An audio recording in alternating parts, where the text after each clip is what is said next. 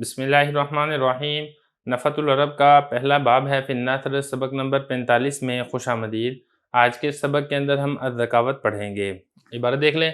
کتب عمر بن عبد العزیز الی عدی بن ارطاۃ ان اجمع بین ایاس بن معاویۃ والقاسم بن ربیعۃ الجوشنی فول القضاء انفذہما فجمع بینہما فقال له ایاس ایھا الرجل سل انی وعن القاسم فقیہ البصرۃ الحسن وابن سیرین وکان القاسم یاتی الحسن وابن سیرین وکان ایاس لا یاتیہما فعلم انہ ان سألہما اشار بہ فقال القاسم لا تسألنی ولا عنہ فواللہ الذی لا الہ الا هو ان ایاس بن معاویۃ افقہ منی وعالم بالقضاء فإن كنت کاذبا فما ينبغي ان تولینی وإن كنت صادقا فينبغي لك ان تقبل قولی فقال له ایاس انک جئت برجل فأوقفته على شفیر جہنم فنجى نفسه منها بیمین کاذبۃ یستغفر اللہ منها وینجو مما یخاف فقال له عدی اما اذا فهمتها فانت لها فاستقضاه۔ ترجمہ دیکھ لیں۔ عمر بن عبد العزیز نے عدی بن ارطاط کی طرف خط لکھا کہ ایاس بن معاویہ اور قاسم بن ربیعہ جوشنی کو جمع کرو، عہدہ قضا ان دونوں میں سے لائق ترین کے سپرد کر دو۔ لہذا عدی بن ارطاط نے ان دونوں کو جمع کیا تو ایاس نے ان سے کہا، اے شخص تو میرے بارے میں اور قاسم کے بارے میں بصرہ کے دونوں فقیہوں سے پوچھ لو، یعنی حسن اور ابن سیرین سے۔ اور قاسم حسن اور ابن سیرین کے پاس آتے جاتے تھے اور ایاس ان دونوں کے پاس نہیں آتے تھے، لہذا ان کو معلوم تھا کہ اگر اس شخص نے ان دونوں سے سوال کیا تو وہ دونوں قاسم کی طرف اشارہ کریں گے۔ سو حضرت قاسم نے فرمایا کہ میرے بارے میں اور ایاس کے بارے میں سوال نہ کرو ان سے، اللہ کی قسم نہیں ہے کوئی معبود سوائے اسی کے، بے شک ایاس بن معاویہ وہ میرے سے زیادہ فقیہ ہیں اور عہدہ قضا کو میرے سے زیادہ جاننے والے ہیں۔ اگر تو میں جھوٹا ہوں تو مناسب نہیں ہے کہ آپ مجھے عہدہ قضا پر سپرد کریں، اور اگر میں سچا ہوں تو آپ کے لیے مناسب ہے کہ آپ میری بات کو قبول کر لیں۔ ایاس نے ان سے فرمایا کہ آپ نے ایک شخص کو پیش کیا اور اسے جہنم کے کنارے کھڑا کر دیا، اس نے اپنی ذات کو جھوٹی یمین سے بچا لیا، وہ اللہ تعالیٰ سے معافی مانگ لے گا اس جھوٹی یمین سے اور نجات پا لے گا جس سے وہ خوفزدہ ہے۔ تو عدی نے ان سے کہا کہ جب آپ اس کی اس بات کو سمجھ چکے ہیں تو آپ ہی اس عہدہ قضا کے زیادہ حقدار ہیں، لہذا ان کو قاضی بنا دیا۔ عبارت ہو چکی ہے، ترجمہ ہو چکا ہے، اب چلتے ہیں اس کی لغوی صرفی تحقیق کی طرف۔ پہلا لفظ ہے الذکاوت، یہ ذہانت کو کہا جاتا ہے۔ کتب یکتب اس کا مطلب ہوتا ہے لکھنا، اور یہاں پر مراد ہے خط لکھنا۔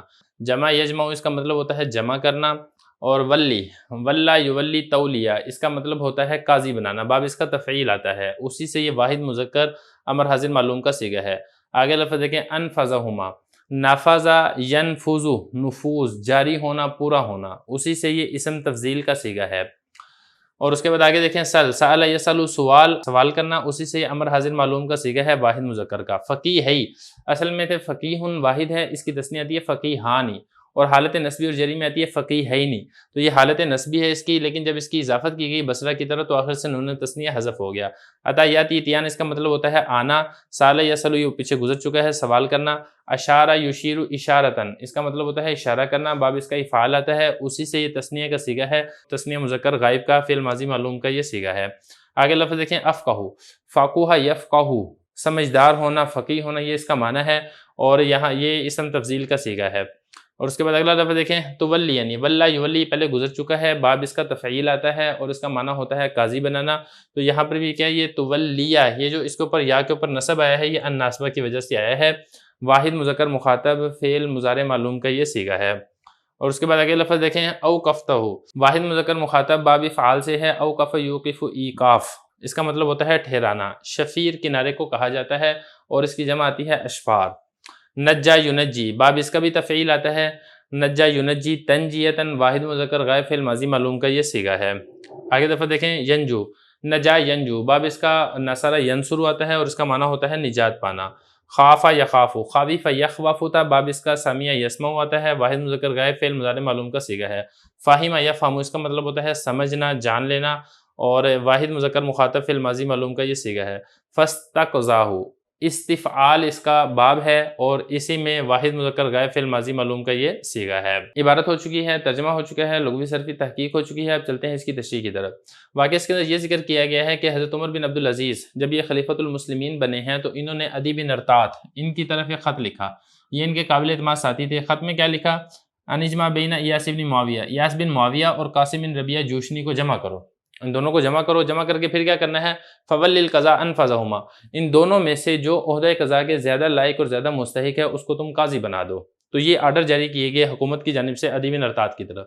چنانچہ پھر کیا ہوا، جمع بینہما، یہ جو عدی بن ارطاد تھے انہوں نے ان دونوں کو جمع کیا۔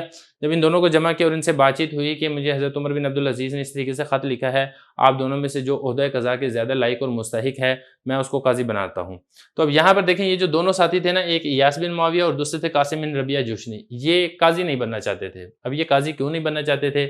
آج کل کے دور کے اندر تو ہر کوئی قاضی اور جج بننا چاہتا ہے، حکومت کی جانب سے بڑی مراعات ملتی ہیں، بڑی اچھی خاصی تنخواہ ملتی ہے۔ دیکھیں حدیث مبارک کے اندر آتا ہے کہ جو شخص قاضی بنایا گیا وہ بغیر چھری کے ذبح کر دیا گیا، کیونکہ جب بھی وہ کوئی فیصلہ کرے گا تو اگر تو فیصلہ درست ہے تب تو ٹھیک ہے، اگر فیصلہ درست نہیں ہے تو کل قیامت کے دن اس کو سخت ترین عذاب اور سزا کا سامنا کرنا پڑ سکتا ہے۔ تو لہذا ان دونوں کی کوشش یہ تھی کہ جو عہدہ قضائی یہ میری طرف نہ آئے، مجھے نہ قاضی بنایا جائے، دوسرے کو قاضی بنایا جائے۔ تو اب یہاں پر یہ تھا، دونوں جو تھے نا، ایاس بن معاویہ بھی اور اسی طریقے سے قاسم بن ربیعہ جوشنی، یہ دونوں قاضی بننے سے بچنا چاہتے تھے اور بات کو دوسرے کے اوپر ڈالنا چاہتے تھے۔ آگے کیا ہوا آگے بتا رہے ہیں۔ سب سے پہلے ایاس نے کہا، اے شخص تم ایسا کرو، یعنی اس سے کہا، اے شخص سے کون؟ یہ عدی بن ارطاد کو کہا کہ اے شخص تم میرے بارے میں اور قاسم کے بارے میں بصرہ کے دونوں فقیہوں سے پوچھ لو کہ کون زیادہ لائق ہے اس عہدہ قضا کا، اس کو تم قاضی بنا دو۔ اب بصرہ کے دو فقیہ کون سے تھے؟ ایک حضرت حسن بصری تھے، دوسرے تھے حضرت ابن سیرین رحمہ اللہ تعالیٰ۔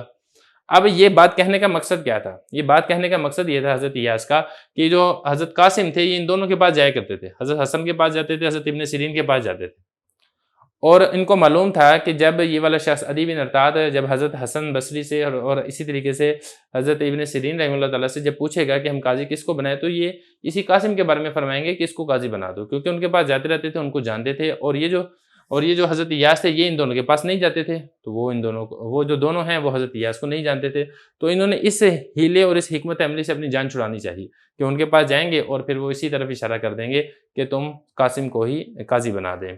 تو دیکھیں یہ والی بات کی کہ یہ جو قاسم تھے یہ حضرت حسن اور حضرت ابن سیرین کے پاس آتے جاتے تھے، لیکن جو حضرت ایاس ہے یہ ان دونوں کے پاس نہیں آتے تھے۔ فعلما، تو اب جب یہ والی بات کہہ دی نا حضرت ایاس نے، تو حضرت قاسم رحمہ اللہ تعالیٰ کو پتہ چل گیا کہ ان کی کیا اسکیم ہے، کہ وہ ان کے پاس جائیں گے پوچھیں گے تو پھر میرا نام ہی آ جائے گا، مجھے قاضی بنا دیا جائے گا۔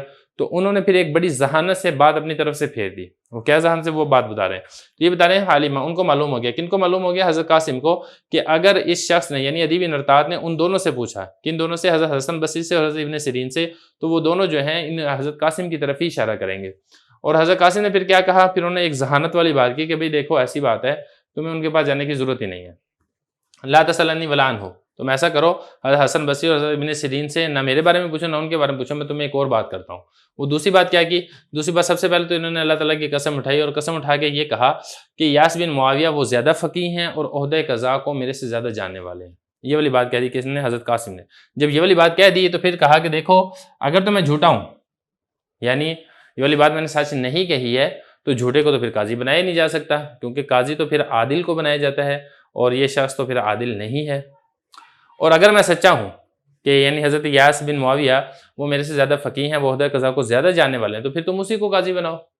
تو انہوں نے اس حکمت عملی سے یہ والی بات کر کے اپنی جان انہوں نے چھڑائی۔ تو یہ بتا رہے ہیں کہ انہوں نے قاسم نے کہا کہ اگر میں جھوٹا ہوں تو مناسب نہیں ہے آپ کے لیے کہ آپ مجھے قاضی بنائیں یا عہدہ قضا میرے سپورٹ کریں، اور اگر میں سچا ہوں تو آپ کے لیے مناسب یہ ہے کہ آپ میری بات کو قبول کر لیں اور ایاس بن معاویہ کو ہی آپ قاضی بنا لیں۔ تو اس کے اوپر پھر ایاس نے فرمایا کہ آپ ایک ایسے شخص کو لے کر آئیں۔ ایسے شخص سے مراد کیا ہے؟ رجل سے مراد ہے یہاں پہ حضرت قاسم۔ آپ قاسم کو لے کر آئے، آپ نے اس کو جہنم کے کنارے کھڑا کیا۔ جہنم کے کنارے کھڑا کرنے کا کیا مطلب ہے؟ مطلب یہ کہ آپ نے ان کو قاضی بنانا چاہا، کیونکہ جب قاضی بنیں گے اور قاضی اگر کوئی غلط فیصلہ کرے گا تو پھر اس کو جہنم میں جانا پڑے گا۔ فَنَجَّى نَفْسَهُ مِنْهَا بِيَمِينٍ كَاذِبَةٍ، تو قاسم نے اپنے آپ کو بچا لیا جھوٹی قسم کے ساتھ۔ مطلب یہ جو قسم کھائی تھی نا یہ والی، فَوَاللَّهِ الَّذِي لَا إِلَٰهَ إِلَّا هُوَ إِنَّ إِيَاسَ بْنَ مُعَاوِيَةَ أَفْقَهُ مِنِّي وَأَعْلَمُ بِالْقَضَاءِ، تو یہ تو جھوٹی قسم کھائی ہے، میں زیادہ فقیہ نہیں ہوں، فقیہ زیادہ یہی ہیں حضرت قاسم ہی ہیں، لیکن انہوں نے جھوٹی قسم کھا کے اپنے آپ کو بچا لیا۔ تو انہوں نے پھر حضرت ایاس نے یہ فرمایا کہ انہوں نے تو جھوٹی قسم کھا لیا، جھوٹی قسم کا جو وبال ہے وہ اللہ تعالیٰ سے معافی مانگ لیں گے، اور لہذا ان کو جو اللہ کے عذاب کا خوف ہوگا وہ معافی مانگ کے اس سے جان چھوٹ جائے گی۔ تو جب یہ والی بات کہی نا حضرت ایاس نے، تو پھر عدی بن ارطاد نے کہا کہ اچھا اس کا یہ مطلب ہے، آپ سمجھ گئے۔ تو جب آپ ان کی بات کو سمجھ گئے اس کا مطلب ہے کہ آپ ذہین سمجھدار ہیں، تو لہذا آپ اس عہدہ قضا کے زیادہ حقدار ہیں۔ تو پھر عدی بن ارطاد نے یعنی ایاس بن معاویہ کو ہی پھر انہی کو ہی قاضی بنا دیا۔ تو یہ اس حکایت کا مقصد ہے کہ ایسا بھی ہوتا ہے کہ ذہانت اور عقل مندی سے اپنی جان بھی اس طریقے سے چھڑائی جا سکتی ہے۔